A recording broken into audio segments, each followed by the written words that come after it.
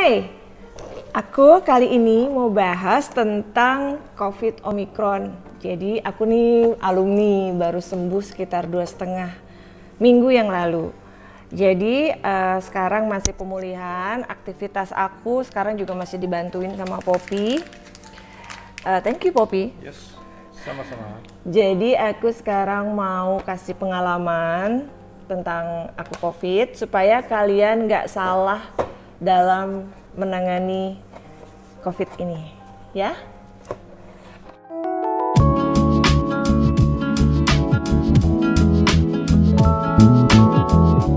Sini, Maca sini, Sapi di sini. Temenin Mami syuting. Oke, sekarang aku mau bahas pengalaman aku pertama kali dapat COVID Omicron. Jadi awalnya tuh, sini sayang. Awalnya aku pergi sama sahabat-sahabatku tanggal 29 Januari ke suatu mall. Mungkin di situ aku kenanya ya. Jadi aku makan di satu restoran dan aku buka masker pastinya kan karena makan. Nah mungkin di situ terjadi aku kenanya. Hari Sabtu keesokan harinya aku sempat bertamu ke rumah kakakku. Ada kumpul-kumpul keluarga gitu. Tapi aku di situ benar-benar double masker. Hanya membuka masker pada saat aku makan. Kondisinya di rumah kakakku juga ada anaknya satu yang lagi terpapar COVID, tapi diisolasi. Ya. Pada Sabtu malamnya sebelum aku tidur, aku ngerasa aku mulai sesek. Aku mikirnya sih apa gara-gara hari Jumat itu di mall kena asap rokok atau aku kecapean gitu ya. 11:30 aku tidur. Hari Minggunya entah kenapa aku nggak bangun pagi dan aku bangun jam 10:30 siang dong. Asli bener-bener yang deep sleep. Nah tapi pas bangun sesak aku volumenya tambah. Terus aku pegang badan aku kok anget gitu. Akhirnya aku lari lah ke bawah. Kebetulan kan aku selalu ada stok, dia ngambil. Selalu ada stok swab antigen di rumah. Ya jadi aku tes swab sendiri dan seketika dan secepat itu garisnya 2. Aku tanggal 30 Januari aku terpapar COVID. Dan aku langsung telepon suami aku, langsung bilang kalau aku terkena COVID dan aku udah mulai langsung mikirin gimana caranya aku untuk pisah kamar. Jadi suamiku nanti tidur sama anak-anak. Hal yang pertama aku lakuin pada saat aku swab antigen di rumah udah positif, aku langsung telepon lab yang bisa datang ke rumah untuk PCR. Berantem. Untuk PCR, jangan berantem dong, sini. Udah, kamu udah banyak kan. Jadi jam 3 sorenya itu dari lab datang ke rumah tes PCR, hasilnya baru besok paginya. Dan aku udah langsung telepon dong ke seluruh keluargaku yang baru aku temuin. Jadi ingat ya kalian kalau misalnya terpapar COVID nggak boleh diem dan takut. Justru kalian harus kasih tahu ke orang-orang yang baru kalian temuin gitu ya. Karena ini kan COVID ini kalau penularannya ada inkubasi sekitar 4 hari. Jadi memberitahukan kepada mereka supaya 4-5 hari ke depan mereka harus swab antigen. Kalau bergejala harus PCR gitu ya. Jadi kenapa harus jujur? Karena jujur itu kita justru sayang sama orang-orang yang sekitarnya. Kasihan yang komorbid. Mereka bisa penanganannya juga jadi lebih fokus gitu ya. Oke, hari itu sesak aku udah semakin parah. Dan suami aku langsung siapin oksigen. Aku siapin oksigen karena aku udah mulai sesak dan mulai ada batuk. Lalu setelah aku dipasangin oksigen, malam itu aku tidur, aku linu banget badannya. Jadi Aku karena harus ditanganin, karena aku kondisinya komorbid, karena aku harus ditanganin, aku udah dikasih obat, itu ada Avigan sama Ivermectin, sama aku beli antibiotik ya. Masih ada 3 ini dulu nih obatnya. Nah, ketika besoknya aku dikabarin PCR positif, sayangnya dari lab tersebut tidak langsung melaporkan ke Peduli Lindungi atau ke Kemenkes ya. Jadi Peduli Lindungi aku tuh masih hijau, yang seharusnya begitu positif harusnya tuh langsung dilaporin. Jadi benar-benar tepat waktu bahwa pada hari itu aku berubah jadi hitam Peduli Lindunginya. Dimana kalau hitam itu adalah aku tidak bisa keluar, aku benar-benar harus dikarantina, tidak bisa jalan-jalan ke tempat umum. Aku pada saat itu belum tahu gimana cara menanggulangi linunya, pegel, kaku otot yang teramat sangat. Jadi aku masih demam, pusing, itu macam-macam. Ada demam, pusing, sesek, linu. Jadi ngebayangkan gak enaknya. Terus oke, sekarang kita bahas mengenai obat-obatan yang aku konsum. Pertama adalah Avigan untuk antivirus. Untuk cara penggunaan minumnya, aku takut salah, tapi di hari pertama itu lebih besar daripada hari kedua untuk dikonsumsinya. Jadi harus sesuai dengan dari dokter. Obat-obat ini aku dapetin dari Wisma Atlet. Itu ada kok kalau di WhatsApp pada dikirimin. Jadi ada Avigan, Ivermectin, antibiotik, Fluimucil itu jadi kayak untuk pengencer dahak yang dicemplungin di air tuh diminum. Dan aku sudah mulai batuk-batuk. Nah, kalau aku demam aku minum Biobasic atau paracetamol lainnya. Pusing aku minum Panadol atau Neuralgin atau Paramex boleh. Nah, untuk linu-linunya itu minum Neurobion Forte atau Doloneurobion. Jadi itu supaya mengurangi kekakuan otot, atau Paramex yang untuk nyeri otot. Itu aku ya. Hari ke-1 sampai ke-5 itu adalah hari yang paling gak enak banget menurut aku, karena semua rasa sakit itu datang dengan barengan. Batuk dan seseknya itu luar biasa. Kalau udah batuk sekali itu panjang banget sampai yang gimana ya, kalau orang Jawa tuh bilang sampai menggeh-menggeh gitu, sampai ngos-ngosan. Itu dia bahasa Indonesianya. Sampai ngos-ngosan. Capek banget gitu rasanya. Untuk yang lain-lainnya aku konsumsi aku bilangnya infus ya, kita ceritanya sok-sokan bikin infus buatan yang alami supaya aku nggak kurang cairan. Aku minum air kelapa hijau yang dicampur sama garam Himalayan, lalu jeruk nipis dan madu murni ya. Itu diadukin, setiap hari aku minum 2 gelas pagi dan sore.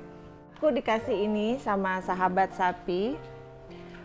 Ini bukan endorse ya. Jadi aku minum Clover Honey, ini sesuai takarannya, dan Propolis. Aku minum ini, memang agak banyak yang kita minum pada saat itu. Karena kan kita lagi ngelawan virus yang berat. Vitamin D udah pasti banget. Aku minum yang 5.000 ya, sehari 1 aja. Terus zinc. Zinc ini untuk aku kerasanya suka agak mual, jadi harus minum ini kalau sudah sarapan. Pokoknya perutnya harus terisi dulu karena ini ngebikin mual. Lalu kalau ini memang ini nggak ada di Indonesia ya. Ini waktu itu aku pas zamannya COVID Delta, aku titip dari temen di Jepang, Five Ala. Ini sehari 1. Lalu ini juga bukan endorse. Aku minum ini, ya ini juga bagus fungsinya, karena bukan endorse aku nggak nyebutin detailnya ya. Dan satu lagi itu aku pakai Rea ini. Ini kayak kenapa? Satu ini ya ditaruh di bawah lidah. Ya udah, nanti dia akan ketelan sendiri dengan air liur kita. Ini untuk imunitas kita supaya tinggi. Pokoknya itu untuk lebih ke stamina aja. Jadi dalam ini kan kita mengkonsumsi obat yang cukup banyak.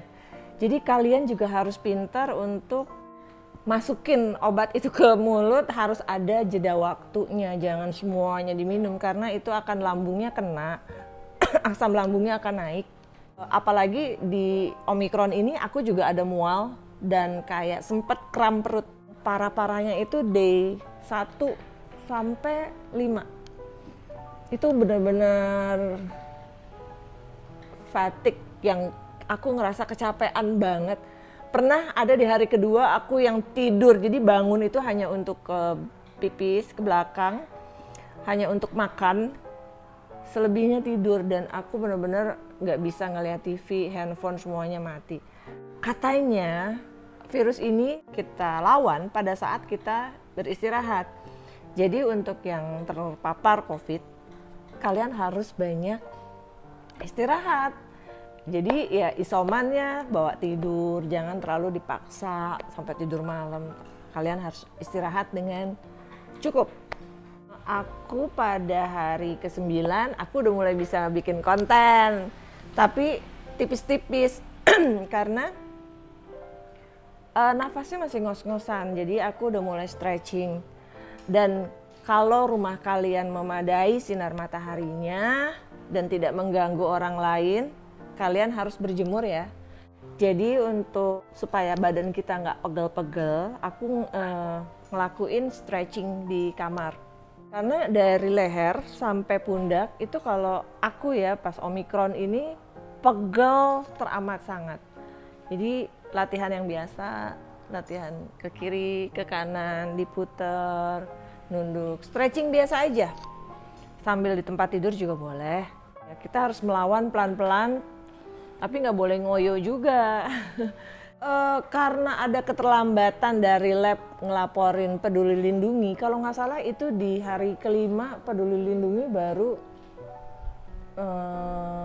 baru berubah jadi hitam. Nah, untuk Peduli Lindungi sendiri dari hitam, itu kan aku bingung ya waktu itu gimana caranya supaya kembali ke hijau lagi, ke normal. Jadi laporin ke labnya, pada saat itu bilangnya, wah error, Peduli Lindungi error, apa segala macam.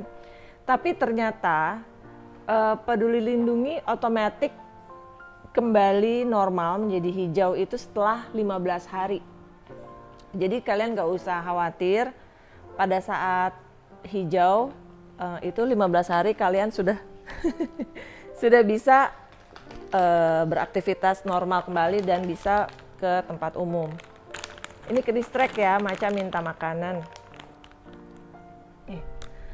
Nah, dan pada saat kita hari ke-15 pun sebenarnya sudah tidak ada penularan lagi. Aku hari ke-11 sempat PCR, hasilnya masih positif.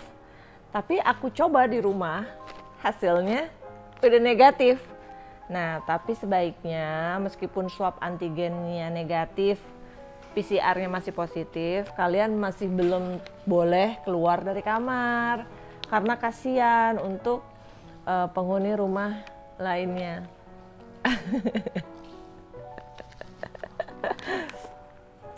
Ini dua kucing ini paling senang cemilannya yang ini nih kan, tuh. Oke, jadi masalah Peduli Lindungi udah, masalah obat udah, apa yang harus kita lakukan udah. Berikutnya, yang aku mau bahas lagi nih sekarang adalah post-COVID atau setelah kita negatif, apa sih yang kita rasain abis selesai COVID.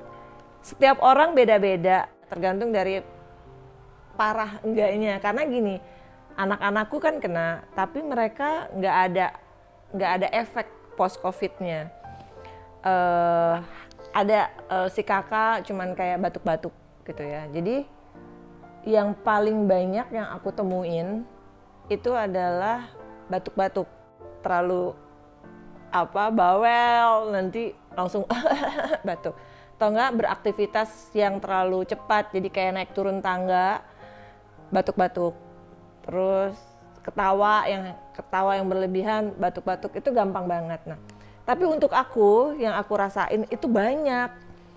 Dan sampai sekarang loh, ini aku rasain. Kalau batuk-batuk, aku kemarin udah pakai obat. Jadi gini, pada saat aku batuk, aku hanya pakai Decolsin atau Vicks. Kalau mau tidur pakai Vicks supaya lebih enak tidurnya. Dan untuk bengkaknya aku pakai dexamethasone 2 kali sehari, pagi dan malam. Nah, yang kedua, aku ngerasa mialgia. Mialgia itu adalah kekakuan otot, sendi, pegel deh, kalau bahasa kitanya pegelinu. Itu ada di jam-jam tertentu, itu kayak siang. Nah, udah mulai kenceng lehernya, pundaknya. Jadi aku minum Neurobion Forte. Terus kalau parah banget sampai terjadi sakit kepala, aku minum Paramex nyeri otot. Lalu fatigue itu adalah kelelahan yang kadang-kadang jam 2 biasanya aku masih beraktivitas. Ini yang kayak aduh kok pengen tidur siang gitu. Itu fatigue masih ada, kayak gampang capek. Dan yang paling parah di aku adalah brain fog. Brain fog itu kayak apa ya? Kayak suka blank gitu. Jadi banyak banget kegiatan yang aku lakuin terus kayak lupa gitu. Kayak barang ketinggalan, terus mau ngomong mikirnya lama kayak gitu. Terus kayak teks salah kamar terus. Harusnya cuci muka pakai face wash tapi pakai yang lain gitu. Kok begini gitu. Ternyata pas aku googling, aku lihat informasi, ternyata memang brain fog itu adalah yang sering dialami pada masa post covid. Katanya menurut penelitian dokter-dokter, si covid ini mengambil banyak mineral dan vitamins di dalam tubuh kita. Jadi jalan satu-satunya adalah kita harus sabar dan kita harus konsum multivitamin. Yang sering sih B, C, D, zinc, madu, itu harus konsisten setiap hari untuk mengembalikan kerusakan-kerusakan yang udah dilakukan si COVID itu. Gitu ya, jadi harus post COVID itu kita harus sering stretching, minum vitamin, multivitamin, masih tetap harus berjemur, ya, dan harus maksain untuk beraktivitas. Jadi ketemu teman, ngobrol, karena harus mengembalikan itu. Jadi kayak kemarin itu kayak ke pause gitu loh. Jadi kayak aduh, ya ampun, semoga aku juga nih, kadang-kadang malah aku suka speech delay. Jadi kayak gitu, gagap. Itu yang terjadi di aku. Dan sekarang aku mulai memaksakan pelan-pelan untuk beraktivitas, untuk supaya kembali normal gitu ya Sapi ya, supaya Mommy normal ya. Jadi main sama kucing, berinteraksi hal-hal kecil, terus juga kan aku suka bikin konten. Jadi itu yang pelan-pelan ngembaliin aku jadi kembali normal. Oke. Wih, habisnya cepet banget. Aku rasa kayaknya itu aja. Cerita bersambung di belakang semua ini adalah keluargaku yang aku temuin hari Sabtu terpapar COVID dan semua juga mereka udah sembuh. Anak-anakku di rumah juga terkena, walaupun sebenarnya kita terpisah, tapi mungkin mereka sempat pergi untuk booster kan waktu itu dan ke pemakaman. Jadi aku tidak pernah mau tahu di mana, kapan bisa kena sih lo.